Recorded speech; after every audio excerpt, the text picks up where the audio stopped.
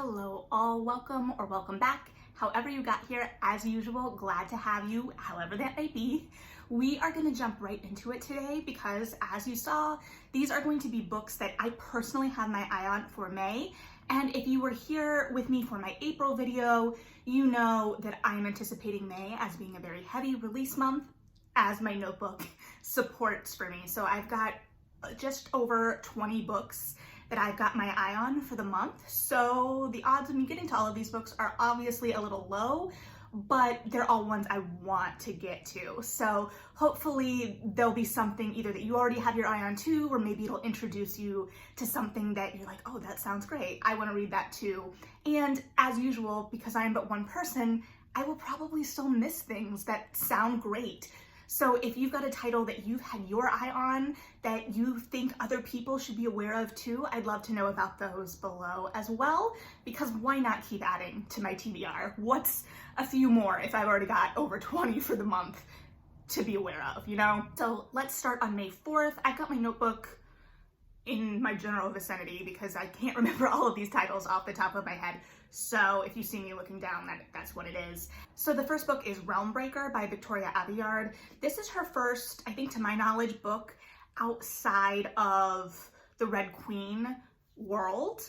And I'm really excited for that. When I read the blurb, it sounded like it was going to be a quest book and have a more ensemble cast. And so I think it will be something new and different. I'm sure there will be twists and turns, as she's proven in the Red Queen series that she is capable of.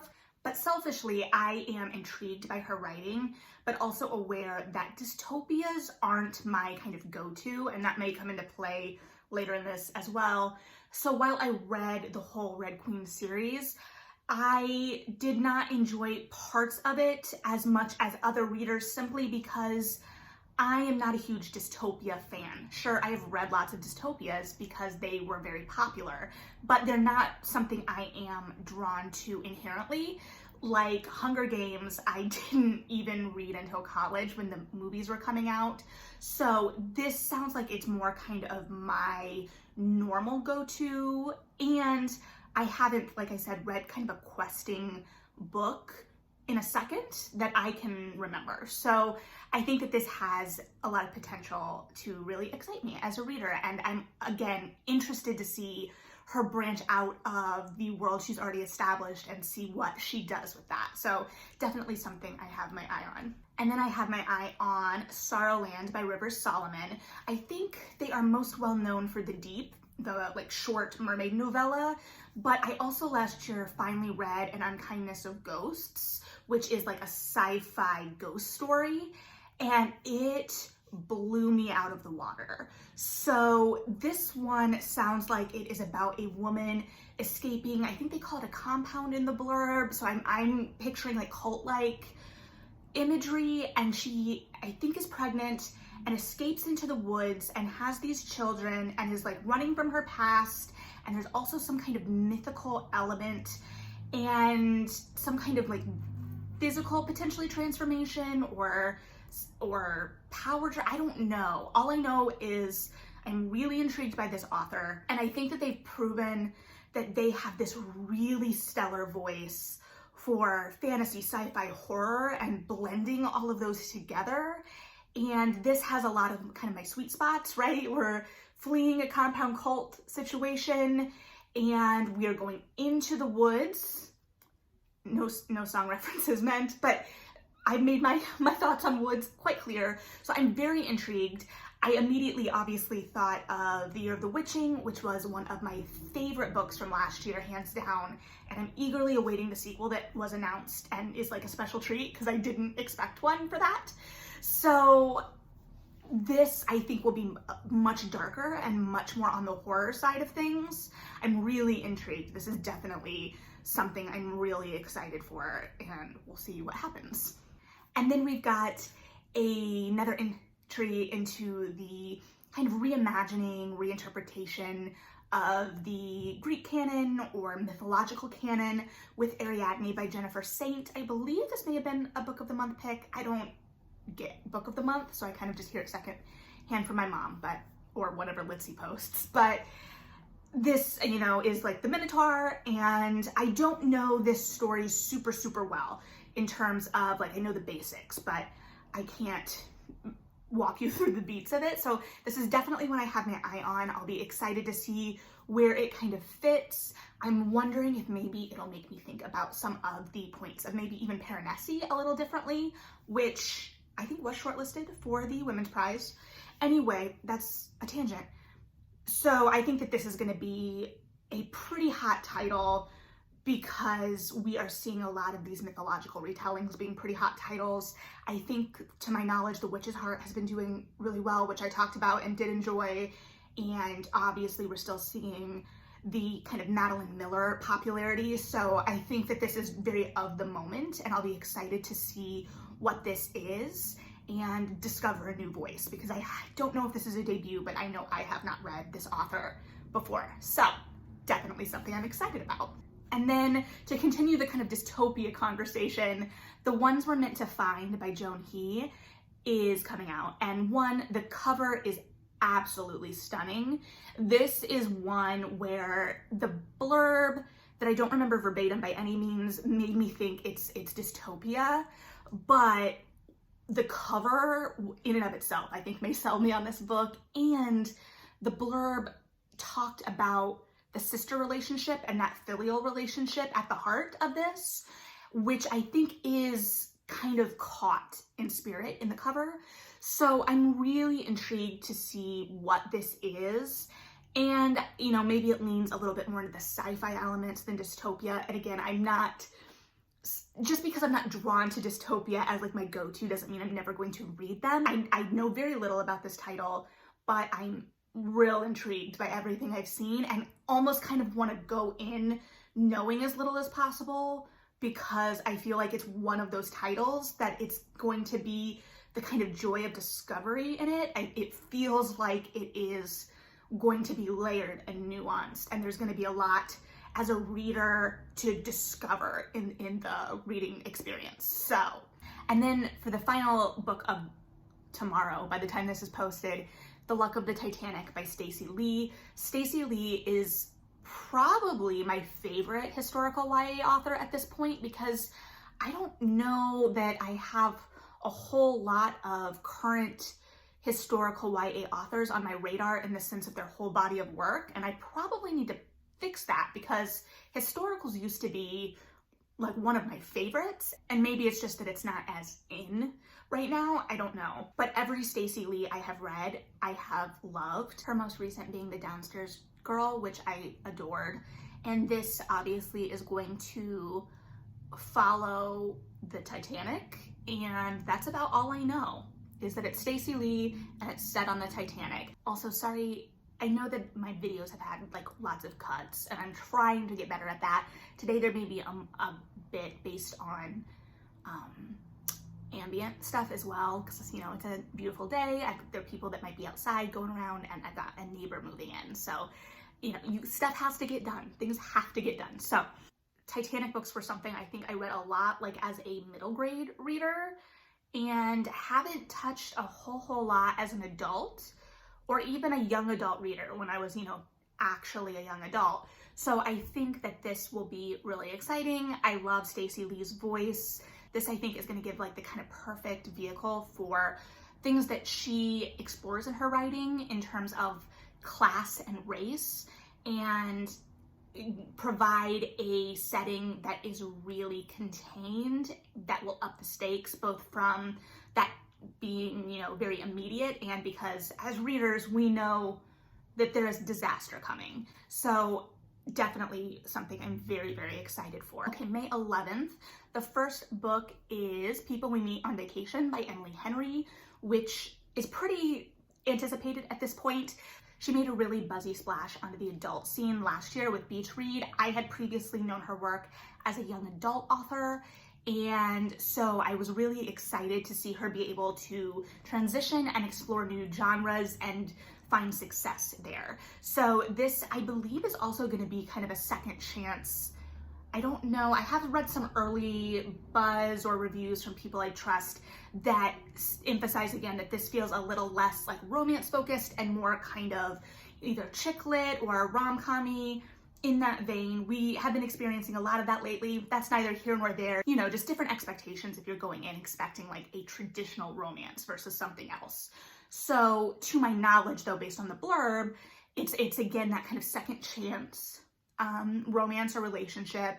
And I don't know much more beyond that other than it's two old friends who used to go on vacation together, I think every year, and had a falling out, and now they are attempting a vacation again.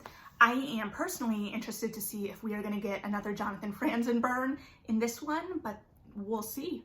I'll probably do this one on audio, and again, I think it's one that's on a lot of people's radars, so there will probably be a lot of conversation to be had about it. And then I'm keeping my eye on Blackwater Sister by Zen Cho. I admittedly am behind on this author's work and backlist. I read Sorcerer to the Crown many, many years ago, which was kind of a fantasy. It was set in kind of like that Jonathan Strange, Mr. Norley historical secret society type fantasy magic world, and really enjoyed it. So this book follows, to my knowledge and interpretation of the blurb, a young woman who is moving back to Malaysia and starts to hear voices. And one of those voices is her estranged grandmother. And then the blurb then talks about how she is drawn into a world of gods, ghosts, and family secrets. And the air quotes aren't, you know, indicative of anything other than I was reading from the blurb. So I'm real intrigued just by that statement. Very interested to see what that is and how it blends like the supernatural into a busy like city, contemporary city. So it feels like it's going to be kind of an urban fantasy thing, and I'm here for it. So real excited about that one as well. And then to go in another direction is the Hellions Waltz by Olivia Waite. This is a lesbian historical romance, and to my recollection, this is number 3 in, you know, a series world. I haven't read number 2 yet, to be honest. But this one I think sounds really intriguing. It's got a kind of con plot and or heist plot involved. Now here's another thing where, like, I know if you've been with me for a second, I have talked about how I sometimes have problems with plots that involve like deception or lying, especially in romance, but I also think that there are ways around that. Like it's not something that completely turns me away from a title. It's just like something that I'm aware of and how I react to things, because I think that it's only fair to like mention that my reactions may be colored by that. So also one of my favorite Cat Sebastian novels is The Lawrence Brown Affair, which features a deception and a con at its heart. So I am intrigued. So the next title, and the last for May 11th, is technically a re-release. It is The Beautiful Ones by Sylvia Moreno Garcia.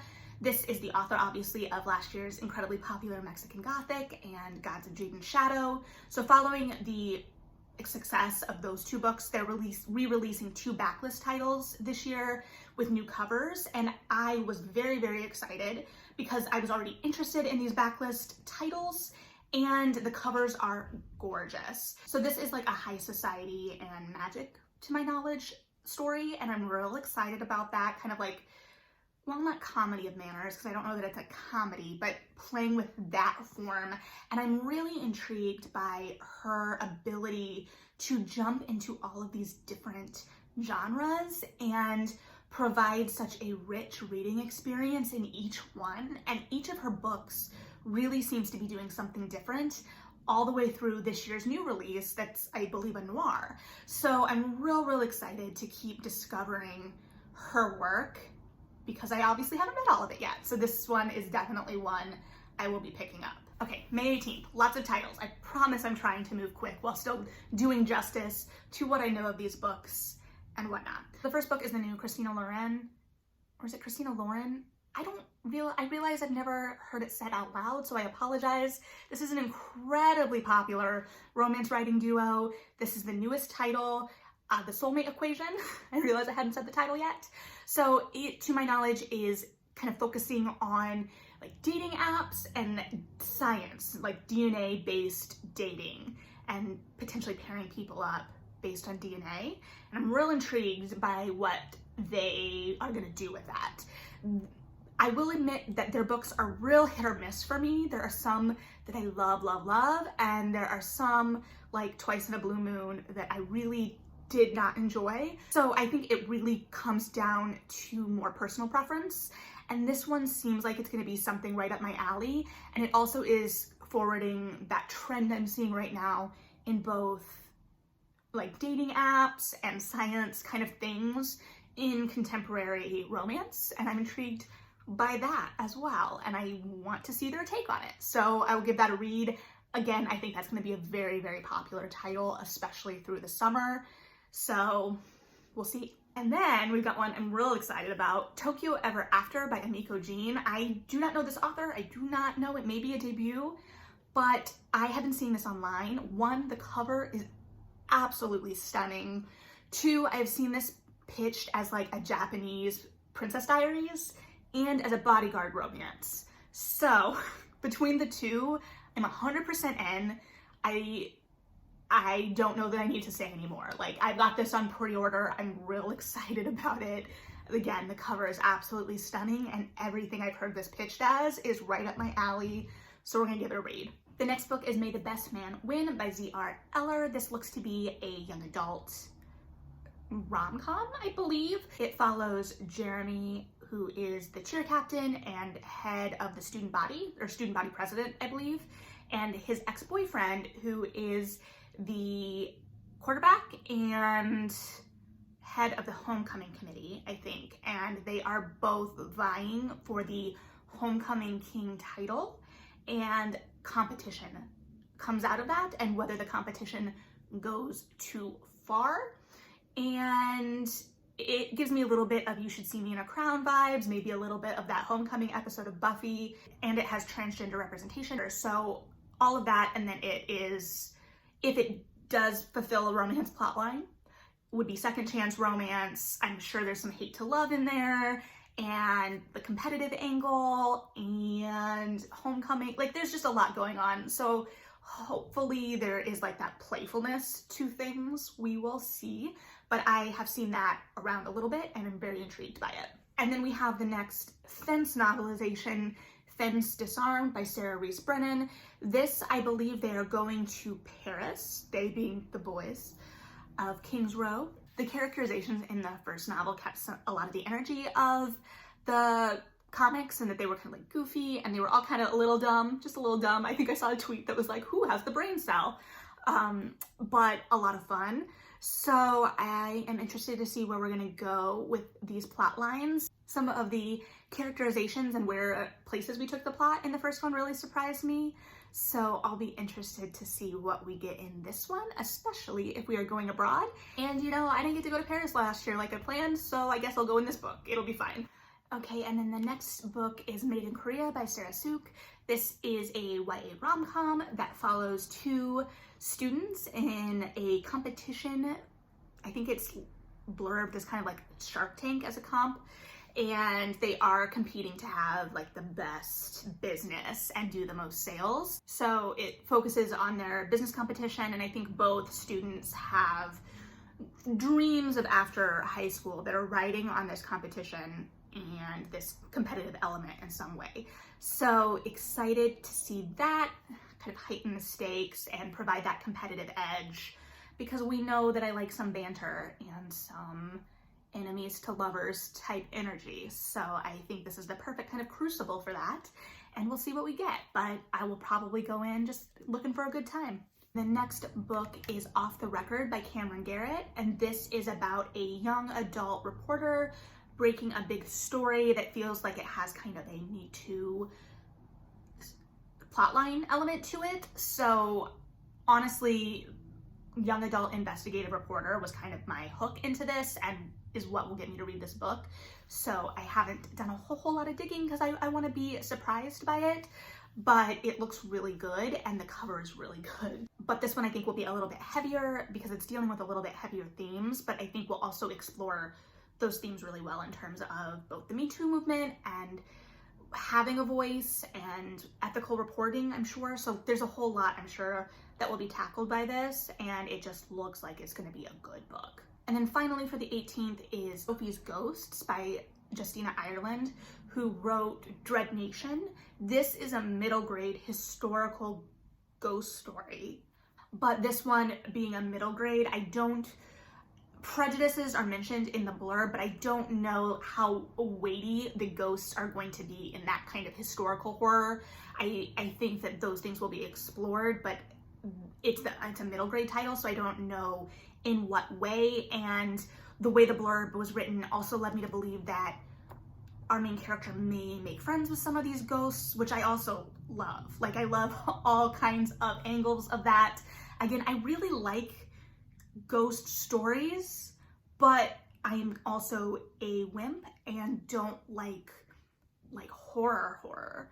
So it's a balance in being a scaredy cat. So I don't know. I don't know. We'll see. But I'm real intrigued by this one for sure. That brings us to the last release day of May, and we're still not done. So the first book I have my eye on is Pumpkin by Julie Murphy. So this follows a fat gay character, Wylan, who I believe is coming off of a breakup and has also recently submitted an audition tape for his favorite drag program, and he gets nominated for prom queen as a joke and decides might as well run. So I think that there is going to be a significant drag plot line to this, and I think that was one of the places Dumplin really shined. So I'll be interested to see how that plays into things and to experience this character that I don't think I really know much, if anything, about, and also to see how we do or do not tie it into the larger Dumplin universe. So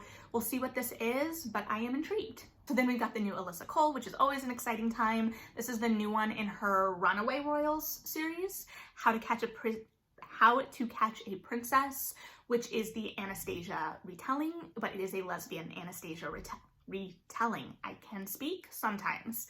So yeah, that's all. That's all I need. I mean, if that's not all you need, I guess I don't know what you need, because it's Alyssa Cole and it's a Anastasia retelling, lesbian Anastasia retelling. So you're welcome. I mean, I didn't give it to you. It's all thanks to Alyssa Cole.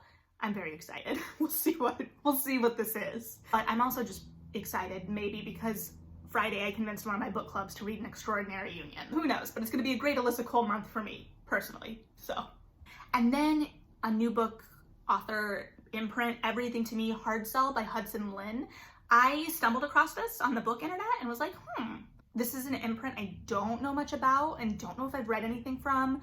It's an author I haven't read yet, but I think it looks like it's going to be both like second chance romance, a sibling, involves like a friend of a sibling, so like that dynamic, which I don't know, the like quippy short, you know what I'm saying, and business, like, because the men in suits were what really pulled me into the cover initially. So like the business side of things plays in somehow, and then obviously it is a gay romance. So I'm intrigued to discover new authors and new works. So we'll see what this one is, but there's a lot that could be going on there. Also, I think there may be I don't know, I don't remember if it said there was like a rivalry of sorts to sprinkle in there too. I don't know. And then we've got Playing the Palace by Paul Rudnick. I almost said that I do not know this author, but then I realized he is also a playwright, and I have read his play I Hate Hamlet a while ago now. It's been a second. So technically I do know his work. Now I'm thinking of that play. Anyway, this one got me because it's pitched as like a contemporary gay Prince and Me, and for those of you who may not know, I'm sure most people watching me know, The Prince and Me is a Julia Stiles movie that I personally adore because I love Julia Stiles rom-coms, and The Prince and Me, including the opening scene where she gets stuck behind a tractor or a combine. I don't remember which, but I've never felt so seen in a movie when I was a teenager. I really love that movie. So I'm real intrigued. I think this will catch or potentially catch some of the red, white, and royal blue readership. I don't know. I don't know if that will be a help or a hindrance to it either, depending on what it is. I haven't really looked into it much in terms of if people are reading it already or have read it already and what the reception is, but I'm intrigued. So we'll see what that is. And then we've made it somehow. We have Imposter Syndrome by Kathy Wang. This is like a techie spy novel, I think, and kind of like taking a look at the Silicon Valley world. I read it and was like, I wonder like if this is gonna give me like a fictionalized kind of Theranos vibe. So I know that I think our main character has ties to Russia, but it's also kind of set up to look at both tech and the Silicon Valley world and women in that world, which is where I'm getting like the Theranos thing. So all of that with a kind of spy novel. This is by the author of Family Trust, which I have not yet read, is on my radar, but from the blurb I'm getting a sense obviously that this is a much different book and thing. So again, really intrigued when authors write new worlds, new themes, new narratives. So very excited to see what this is. And I don't know, I was thinking, I was like, well, because it's kind of like spy-y, maybe I can get mom to read this one too. But I don't think that the big tech world is something, that's neither here nor there. So that is it. Those are the books that I personally am like, And some of it is just like, okay, yeah, that sounds interesting. Like, I want to keep my eye on that. So we will see what any of these are. I'm sure I'll start hearing more about some of these titles. Maybe you know more about some of these titles. If you've already read some of these titles or what have you, leave that below as well. If you have strong thoughts either way on them. But yeah, that's kind of where I'm sitting for the month. There is a lot. We are moving into the heavy push. And I think, that makes sense. Like they're pushing a lot of these books out to have them ready and the word of mouth and the buzz going for beach reading season. And we'll see what I guess summer reading season looks like this year with things hinting at a return to normalcy of some kind, whatever that may mean. So yeah, we'll see. I don't know. So I'm gonna stop babbling because we just talked about a lot of books, but thank you for hanging out. Again, if you have any thoughts about these titles, leave them below or let me know what you have on your radar that I may have missed that you think sounds great or is great if you've already read it. And in the meantime, read something good and yeah, bye.